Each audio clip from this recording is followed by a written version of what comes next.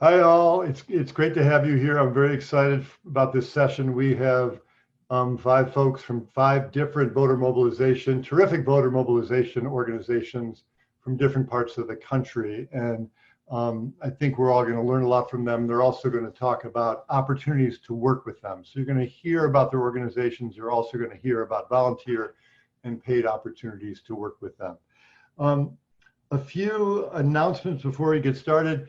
Linda Lowry, for medical reasons, wasn't able to present. You may remember a couple of weeks ago, she has been one of the great civil rights champions of our time. She is thankfully out of the hospital and well, and will be able to present on Tuesday. It's after the program, so that session's optional, but I very strongly encourage you to attend. She is terrific, and I think it will be a very meaningful and interesting session for you.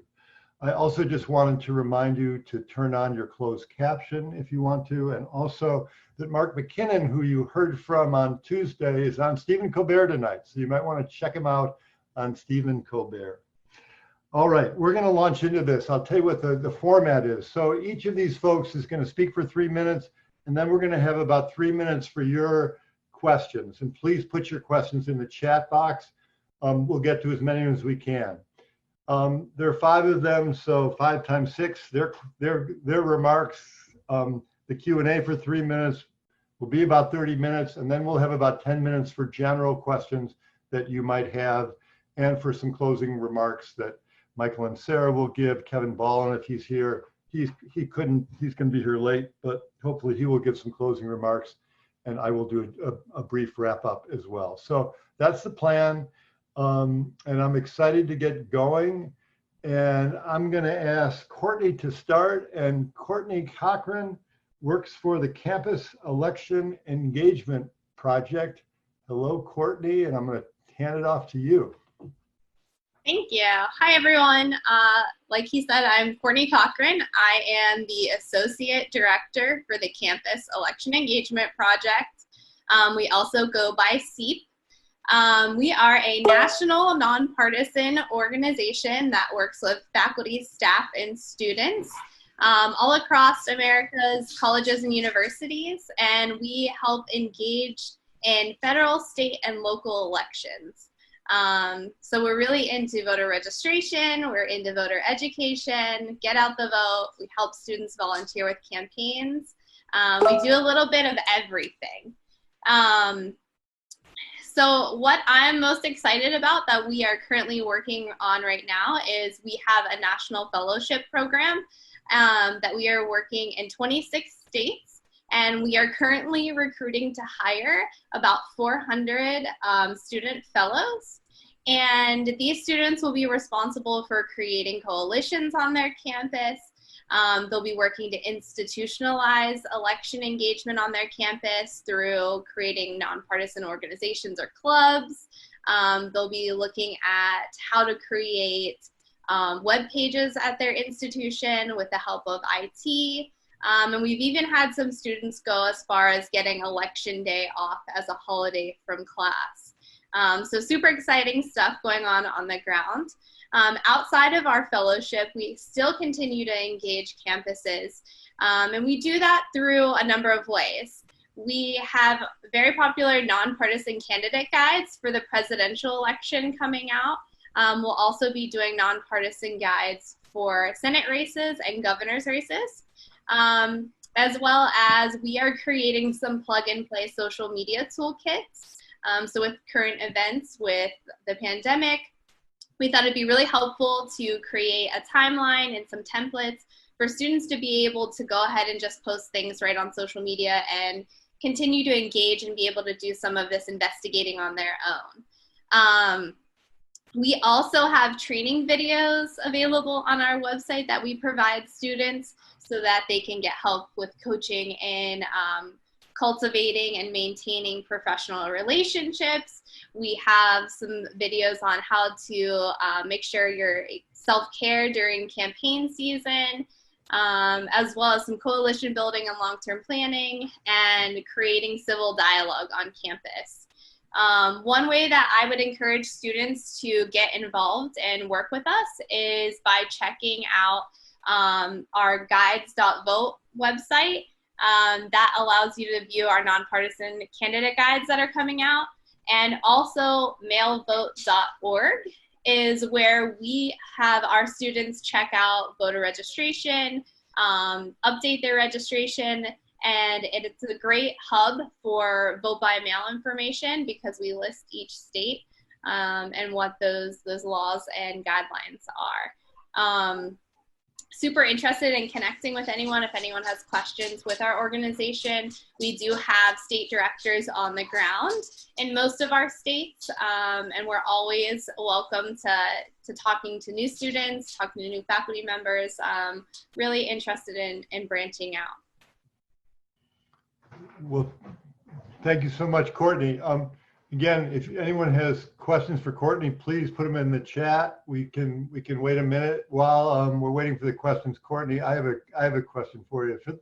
For the folks who are listening who are on college campuses and want to start coalitions or do work on their campus, do you have some kind of toolkit or starter guide for them? Or? We do. We actually have a document called the 7 Key Ways to Engage Your Campus, and it goes step by step on how to really make sure your campus is ready for the election. Great, thank you. Mm-hmm.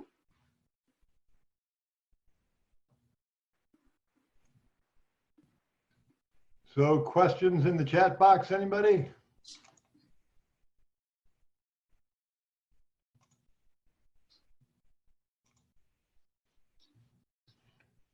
All right, let's move on. Thank you very much, Courtney. Kristen Hansen, thank you. I'd love for you, it'd be great if you go next. And Kristen works for the Campus Vote Project. Yes, hello everyone. Greetings from Wisconsin, Battleground Central over here. The Campus Vote Project is a program of the Fair Elections Center, which is a nonprofit, nonpartisan voting rights litigation organization out of Washington, D.C. The Campus Vote Project is a program of Fair Elections, as is a new organization called Work the Polls. So we've got Campus Vote Project staff on the ground in 10 different states, but we do work with campuses in other parts, in other states that we don't have staff in as well. And then we are working with powerthepolls.org, a partnership with several different organizations, to try to do something about the great problem we are going to have in November with a lack of poll workers across the country. So I'm going to put in a plea right now that if you are able and if you feel it's safe, that you sign up in your local municipality to be a poll worker. So back to CVP. We work with campus administrations to support their work toward becoming what we call voter-friendly campuses. That's a little recognition point that you get when you complete the program. We will work with you step by step to create a democracy education plan. And that's every year, all year. So this year, obviously, voting registration and getting out the vote is a big part of it. But we want full democracy education plans, year by year. So next year, we might be working on something completely different. Maybe it's local politicians, local elections, how to engage with your elected officials, continuing to support civics and democracy education in general. We provide resources. We have funding opportunities to help your work. All of this is free. We provide our campuses with democracy fellows, which again is a fellowship that includes a paid stipend at the end. So you work 10 to 15 hours a week on mostly voting and democracy work during the school year. And then at the end of the semester, you get a $500 stipend. And we are looking for democracy fellows in the 10 states that we're in right now. It's Wisconsin, and I can put this in the chat later. Wisconsin, Texas, Ohio, Pennsylvania, North and South Carolina, Georgia, Florida, Virginia, and Michigan. We do work with, like I said, some campuses outside of that, but that's the main focus. We also have a National Student Advisory Committee that consists of students from across the country. And those are the folks who we really rely on to tell us what's going on the ground in the campuses that we need to know about.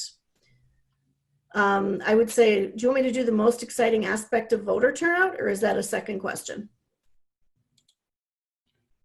I'm sorry, Chris, say again. In the email, it asked if we would talk about the most exciting aspect of voter turnout. Sure, go for it. I will say that since right now I am in the midst of fellow interviews, I'm so excited about how inspired the students are this year. They really are excited about voting. They're excited about learning how to register and how to vote in various different ways, depending on what state they're from. That would be, I guess, one of my biggest tips is on the campusvoteproject.org, you'll see a map of the United States, and you can click on the state and see what the voting laws are there for students in particular. And it varies widely. So, wherever you are, make sure that you can do that. The other thing that I'm excited about is, along with Courtney's organization, SEEP, and the Andrew Goodman Foundation, and the All in Democracy Challenge, there are so many organizations working on student voting this year, and we all work together in various ways depending on what state it is, and it's just a really nice collaborative effort, and it's a lot of fun. All right. Thank you so much, Kristen. So I want to go back to you, Courtney, for a minute, because we have a request for you to put a link to the document you mentioned in the chat box, if you could do that.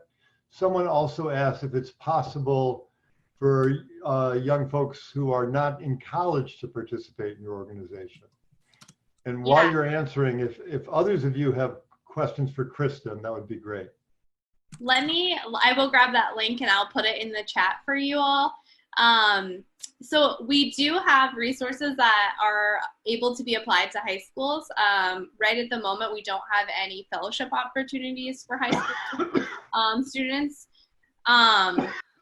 Our fellowship opportunity is on the ground, and we also have a completely virtual option that we have started for this fall because of COVID. So we're really excited to see what kind of engagement plans the students can come up with to do completely virtual.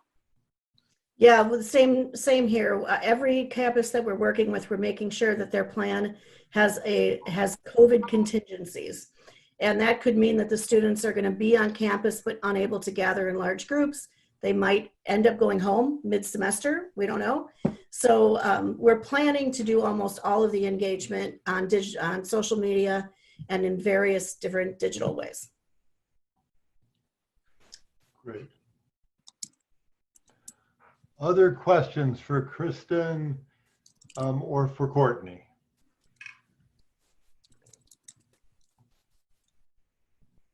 I will just put in another plug. If you are trying to vote anywhere in the country and you can't vote there's something about being a college student that is making it difficult for you to register to vote or to vote, please plug into the Fair Election Center website and let us know about that.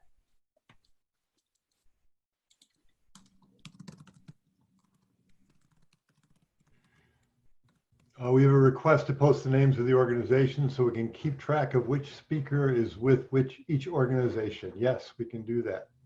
Thank you, Lydia. All right, why don't we move on? Nick Medell, thank you for being here. Nick works for Rural Arizona Action, which is a new program that has just started in rural Arizona. So Nick, it's a pleasure to have you. Thank you so much for having me. I'm going to go ahead and share my screen, so hopefully everyone can see it. All right, can you guys see that? Can you see that, Rick? We got it, yeah, I got it. Okay, awesome. Well, again, my name is Nick Medell. I am the volunteer coordinator for Rural Arizona Action. We are a progressive organization based in Pinal County, which is in rural Arizona.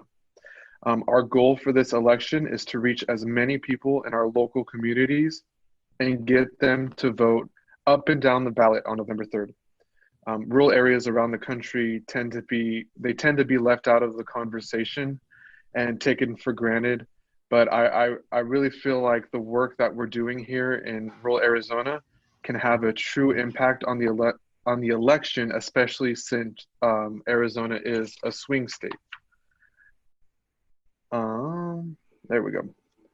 Our mission at Rural Arizona Action, we seek to create more equitable and just systems through advocacy, accountability, and leadership training in rural Arizona communities. Some of the opportunities that we have are phone banking. We have a computer application that we use. It's an auto dialer that directs you to voters across our district, across our state. You'll be able to speak to them directly, and you won't have to use your personal cell phone to talk to them. We have texting, so it's another computer application that we use to send mass text messages straight to voters, and through the application, you'll be able to respond to them directly. We also have postcard writing, so you'll be able to send personal messages to voters around the state of Arizona, telling them that an election is coming up and that they should get out and go vote. And then for people who live in Arizona, who live near Pinal County, we also have canvassing, door to door. Right now, due to COVID, we're taking a lot of health precautions. We're making everyone wear a face mask, wear a face shield as well, sanitize their hands every 15 minutes or so, and keep distance from other canvassers and stuff like that. Here are some event examples that we have for you guys who are not in Arizona. So for you guys who might be calling with us, we have some Zoom parties that you can join.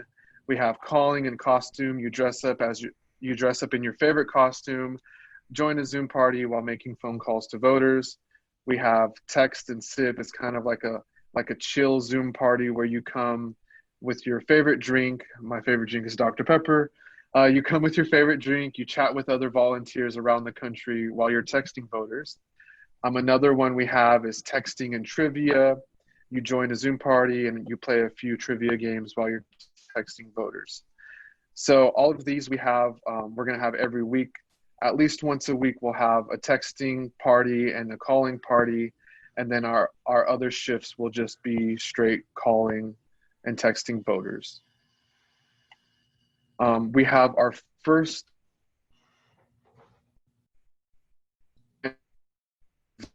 launch. We are a new organization, and so we are just getting our program off of the ground. I'm going to have Nick, you just broke up for a minute. Wednesday. Did other people hear Nick? Yeah, okay. Can you hear sorry, me? Nick, go ahead. Yeah, it says my internet is unstable. I'm so sorry about that. But anyways, we're having our first volunteer launch. It's going to be on Wednesday, August 26th from 4 to 6 Mountain Time, 7 to 9 Eastern. It's going to include a texting training, and you'll actually get to text some voters in Arizona. Here's my contact information. If you guys would like to take a screenshot of this, I'll also put it in the chat after this presentation. But you guys can reach out to me through my email directly right there, or you can call me or text me. I will also share in the chat a link to our volunteer sign up.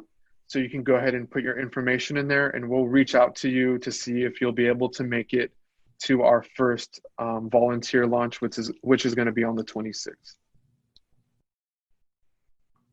All right, that's all I have. Thank you guys so much for letting me join you guys today. And I hope that you guys join us to hopefully make an impact on our election here in Arizona this year. So Nick, let me just ask you one question, which I know a lot of people have been thinking about. I know that texting and phone banking and canvassing, which you're doing, are all super important, but there are a lot of people who can find phone calling, for example, a burnout, and texting after a while can get tough. Are you thinking about other ways that young people can get involved besides for those three? As of now, the answer to that is no. So that's why we try to make like those little Zoom parties and stuff, so it can be interesting. Yeah, no, they're great. People can, people can show up and see other people's costumes and stuff like that. So right now we don't have really anything else. For local volunteers, before COVID, we were hoping that, we can bring people in and have parties and stuff like that. But, obviously due to COVID, much harder to do now. Yeah. It's much harder to do stuff like that. So. Great. All right. Thank you. Other question or questions for Nick?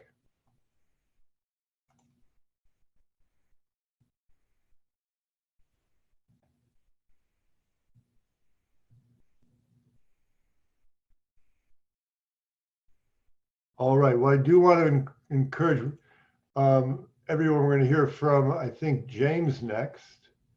But I do want to encourage everyone to put their questions either in the Q&A or in the chat box. And we will have time for more general questions pretty soon, too. So James Wenz is with the Civic Center. It is great to have you here, James. I'm going to hand it over to you.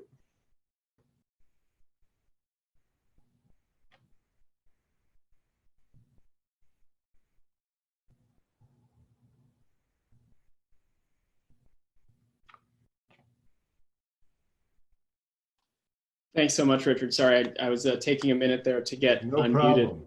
Problem. Okay, so hi, everyone. Thank you so much for having us. As Richard mentioned, I'm James. I'm with the Civic Center. We're a nonpartisan organization that helps high school students hold voter registration drives in their schools. So right off the bat, I'm going to spoil sort of my presentation, and the big ask for all of you will be to help us recruit high school students to hold voter registration drives. But I'm going to talk a little bit about why that's so important right now. So, part of what we organize is something you, I'm sure, are all familiar with, which is low youth voter turnout, right? So we know that, young people can sometimes feel a little disillusioned with the process, knowing that people kind of think of them as unlikely voters. They think of them as people who aren't engaged or they're apathetic. And that's something we at the Civic Center really want to challenge.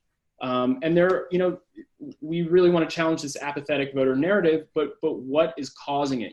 What are the problems that are creating this gap in turnout? Well, one big problem that obviously right now we need to confront is that COVID is really hitting voter registration really hard. So as you can see, in some states, voter registration has dropped more than 80% due to the lack of in-person events. For us, we help high school students organize in their schools, and a lot of the time that meant tabling during lunch, during car line, having forms in class and things like that. So, this work is really important, but something that we don't talk about too much is that, we might be surprised by youth voter turnout if we reframe it. So here's just a little pop quiz question for you all, and please put your answer in the chat. So the question is, what percentage of registered 18 to 24-year-olds turned out to vote in 2016? So I'll give you, 10 seconds or so, and we'll check out the chat and see what people think. Got A, B, a lot of Bs, under 35, A. Okay, so the answer is C. Actually, 78% of young people who were registered to vote in 2016 actually did turn out. And, that kind of runs exactly contrary to this sort of, apathetic youth voter narrative. And just to dig a little deeper into this, you can see the number of people who could have voted in 2016 amongst old and younger voters were very similar, but turnout was very different. And what we don't often talk about is the huge registration gap. So there are millions more registered older voters, but when we look at the number of people who voted who were registered, we see that, young people, when they are registered, they do vote. So what's going on? Why is there this registration gap? Well, a big problem is people just aren't asked to vote as young people. We see that this Pew survey in 2017 showed that 62% of people were never asked to register, and much more alarming, only 6% were asked at school or as part of a class, and that's where the Civic Center comes in. We are launching our second annual High School Voter Registration Week in about a month and a half. It's called High School Voter Registration Week. It's this national week of action for high school students to organize drives. And the way that we help them do this is by giving them service hours, by giving them free supplies. Like you can see here, this is our Democracy in a Box package. We train them, we give them workshops to learn how to do this work and provide one-on-one support to help them. And ultimately, what we need your help doing is spreading the word to as many high schoolers as you can to encourage them to ask their peers to register to vote, because ultimately that is the most impactful way that we can get other young people invited into this democratic process. And you can email me at james@theciviccenter.org. You can just head over to our website, theciviccenter.org. You'll see we're constantly updating with more training times. We encourage students to come to one of these workshops, then they sign up to hold a drive, and then we help them all the way from there. So I know that was a lot of information, but I want to keep it brief. So with that, thank you again, everyone, for having us. Again, my email is james@theciviccenter.org, and that's it for me. Thank you so much, James. There's a question, Nick, for you in the Q&A. There's a specific question that if you could answer in the chat box. I'm sorry, it's in the chat box. That would be great, about Maricopa County in Arizona. Nick, there's also a question for you, though, about whether you're thinking about expanding to other areas of Arizona or other states.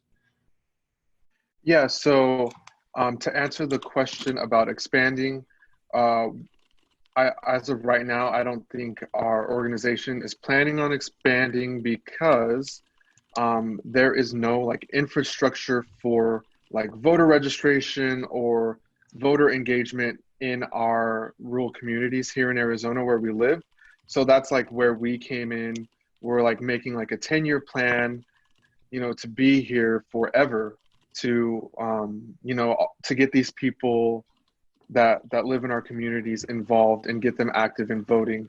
So as of right now, no, we don't plan on expanding, but that could be something we could do in the future. What was the other question? I didn't quite see it.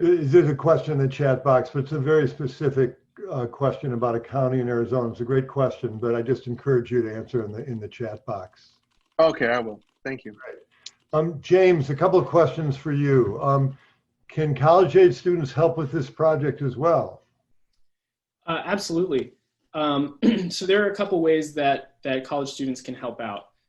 One we've seen is we've had college students help work in collaboration with high school students to do a drive, either at your high school where you went, sometimes reaching out to a teacher you knew or some students and then doing the drive there, and then even expanding to rival high schools. Often that competitive element can be really effective in getting people excited. And besides that, we're working on sort of other volunteer projects to generate lists of students who we can directly reach out to invite them to register to vote. But that's a more sort of volunteer grind kind of project. Either way, we are happy to have you, and I invite you to shoot me an email if you'd like to get involved in either of those projects. Another question for you, James. What's the best way during the pandemic can high school schoolers register people to vote? I've been posting on social media, but there's not a huge amount of engagement. Yeah, no, that's a great question. And I think what we've been looking at over the summer is working with a lot of students to determine what is going to be effective. The answer is going to be different in different schools around the country, right? Because I think having an in-person drive is going to be the most effective just in terms of registrations per person that you reach, that you're able to get in front of. So if you're able to incorporate that, either doing some kind of socially distanced tabling at school, or doing some kind of drive-through event, something like that, that's great. And then what we've also seen is that doing one-on-one directed outreach through whatever is the primary channel, where people are, that's the best way to reach people virtually. So posting on social media is great, but if you're getting that one-on-one message, whether that be a text or a DM, maybe not a phone call, that's not so much common in the age group that we're talking about, but that more relational style organizing, I believe those are the sort of most effective tactics right now. Great, thank you. Just in the interest of time, we will move on. Stephanie, you have a great question here, and we will get to it at the end. Let me introduce Michael and Sarah, who is a friend and a collaborator and a mentor for me in this work. And Michael is a founder of Students for Democratic Society and has been doing this work for 50 years and doing the terrific work for 50 years. And he's working with Together 2020. And we are going to get to hear from him about Together 2020. Thank you, Rick, and so great to see all of you. I've corresponded with a number of you around our intern program and been delighted to do that. Together for 2020 is a new collaborative effort that's mobilizing volunteers to do remote work virtually in the swing states. And the goal here, we're a partisan organization, though we do have a non-partisan resources page. The goal here is really quite ambitious. It is to make sure that Trump loses the presidency, that Democrats flip the Senate, that we hold and expand the majority in the House, and that we take as many state legislatures and local elections as possible. We're mobilizing people to work virtually in the swing states. And what that means is working on phone banks, working on texting programs, postcarding, and also now social media campaigns into the swing states. We've got a number of teams working in each swing state, and we're cooperating both with candidates, campaigns, grassroots organizations, and with the coordinated campaigns. We've got one event that I want to just mention to you because I think it's going to be fun as well as effective. On August 22nd from 3 to 6, we're having a textathon with DJs. A few celebrities are going to drop in, and we're texting to a pool of 1 million voters in swing states about vote by mail, urging them and giving them the information about how they can register for vote by mail. We have opportunities for volunteers in all these activities. You can go to the website, www.togetherfor2020.org. You'll see a calendar, and you can sort the calendar by state. You can sort the calendar by the kind of event that you'd like to participate in or by date. It's got toolkits and guides, so if you don't know anything about texting, it teaches you everything you know to use 4 or 5 different texting platforms. Or if you're interested in a particular state, Arizona, North Carolina, or defeating Susan Collins in Maine, you can go and find out everything you need to know about how you can work in those states. So it's a resource. It's for activists and would-be activists of all ages, and we would love to have as many of you participating as possible. Togetherfor2020.org. Thank you, Michael. And as I mentioned, almost all the orgs presenting are nonpartisan. You can probably figure out the one that isn't nonpartisan. Thank you very much. So questions for Michael, and while you're teeing up your questions for Michael, Stephanie asked a great question for the college folks. What have been some of the barriers encountered while creating voter-friendly campuses at the administrative level of higher ed?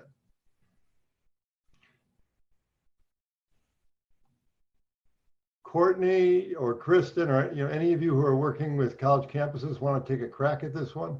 I'm sorry, I was distracted. Can you repeat the question? The question is about administrative barriers. Oh, yeah. At college campuses. Any kind of resistance or roadblocks you're facing from administrators? It used to be, and I'll see if Courtney agrees with me, but until very recently, and I'm talking weeks recently, it was hard because no one was in their office.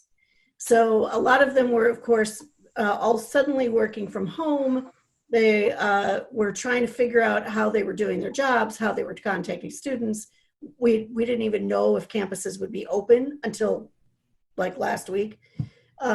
So that's been hard. The other thing is getting Buyoff. You have to commit the campus to this, the whole campus. So it can't just be, you know, I'm going to do this little project with my students. So sometimes it takes, you know, a while with bureaucracy to get the vice chancellor or somebody to sign off on really having the whole program for the campus. But eventually you get there. I've only had one campus say no, and it was because they just didn't think they had the bandwidth, and they were already working with maybe SEEP, but for sure Andrew Goodman, and it was a small technical college, and they felt that was all they could handle. But other than that, it's mostly just bureaucracy. Yeah, I think I would agree. There's quite the mixture of responses that we see. Typically, right now, it is the lack of staff, whether it's because of positions have being furloughed or uncertainty of what campuses are going to look like this fall. Generally for SEEP, what we try to do, if it's because of a lack of staff, we try and offer them a fellows position so that the student can really pick up the slack and do some of that coalition building and planning for them to help them get back on track. Great, thank you. All right, we unfortunately have to wind this up in a few minutes, but I've asked, and I hope we will see as many of you as possible in our next session. We're going to do a wrap up. We're going to hear some poems and some quotes that I think will be inspiring.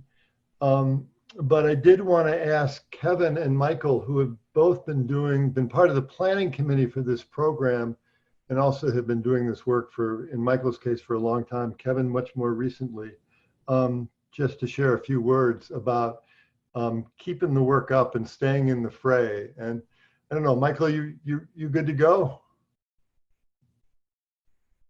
Sure. So I was lucky in January to get to spend 2 hours with an old friend of mine, Congressman John Lewis, who's passed away recently. And I keep thinking about those 2 hours because first we reminisced, you know, John was the youngest speaker at the March on Washington in 1963, and I was the assistant bus captain for New England. And we talked about those days and the courage of so many young people to brave violence and break down the terror that really enforced segregation throughout the South. And then what I think about a lot is John turned to me and he said, you know, Michael, I think Trump might be the best thing that ever happened to this country. And I, of course, looked at him in utter shock and surprise. And he said, no. He's totally corrupt. He's a total racist. He's just terrible. But the reaction that he's producing may mean that the country finally really goes down the path that we as young people started on. And I have great faith, John said to me, in the American people. They're good, they're decent. A change is going to come. And I've thought about that over these months, watching the protests, watching so many young people take to the streets, watching so many young people become engaged in the election. And I believe that John could be right, but only if we make it so. This election is the most important election of our lives. And for me, that's covering 73 years. Everything that you care about,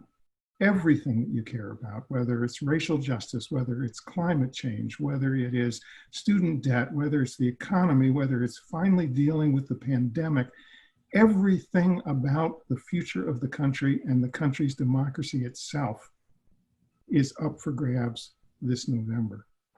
Young people in particular are going to play a decisive role in this election. If young people turn out, if young people get other young people to vote, if young people contact voters, it will make the difference and shape the outcome and determine the future of the country. So I am so thrilled that you all have been in this program. I have enormous faith in you, and I do believe that the contribution that you'll make in these coming months will be meaningful and decisive. So thank you. Thank you, Michael. That was wonderful and much appreciated. Kevin, a few final thought? Hey everyone, my name is Kevin. I'm a rising junior at Harvard College, and I also run Harvard's voting efforts. And I just wanted to share like a couple of key lessons that we've learned over the past few years in organizing a campus around voting. So I think the first one, and these are all sort of touching upon skills that have been built throughout the course of this program, is building a great team and a really diverse team.